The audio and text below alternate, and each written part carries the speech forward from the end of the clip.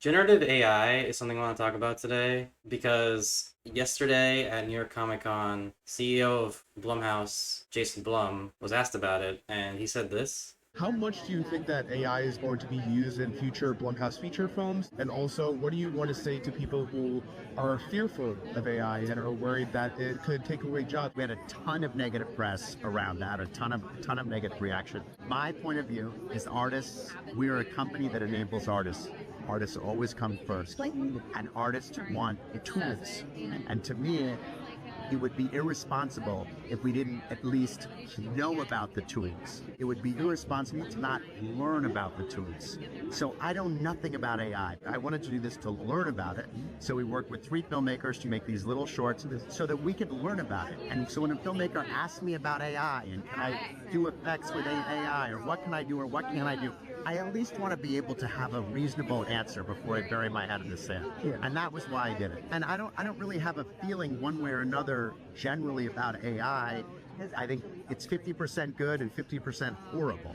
But I want to understand. Because one thing I can for sure, it's here to stay.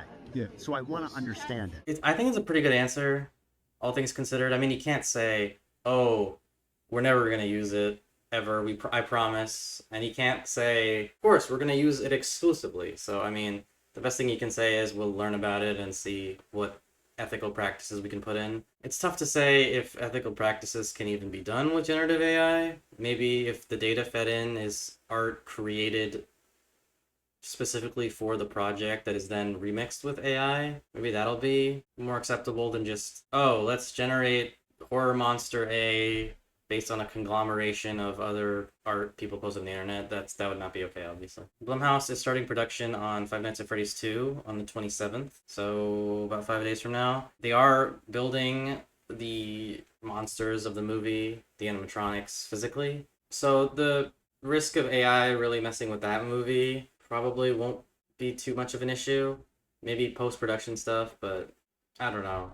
Generative AI has become kind of a problem in the industry. I mean, Secret Invasion, that Marvel show that wasn't too popular, their intro was made with AI. And I understand the kind of backwards logic they had for doing that. It was because the scrolls are imitating humans, so the AIs is like poorly glitching art, but it just didn't work. Maybe if, like I said earlier with my suggestion, they custom drew scrolls and humans and then fed that into the AI instead of just taking existing scroll and human imagery from the internet. I feel like people would still not have liked it, but I feel like there's more interesting ways they could have gone about it. Just shoving uncanny valley images in your face isn't really going to get you in the scroll experience personally, but what do I know? I'm interested to hear what you guys think because I know to some people, no form of generative AI will ever be ethical, and to some, it's like a pick and choose scenario. And Jason Blum just kind of said, we need to learn about it and understand it in order to use it as a tool properly, which is, I mean, true for everything. It's a pretty safe answer, but I mean, I don't know what else he could have said. Anyway.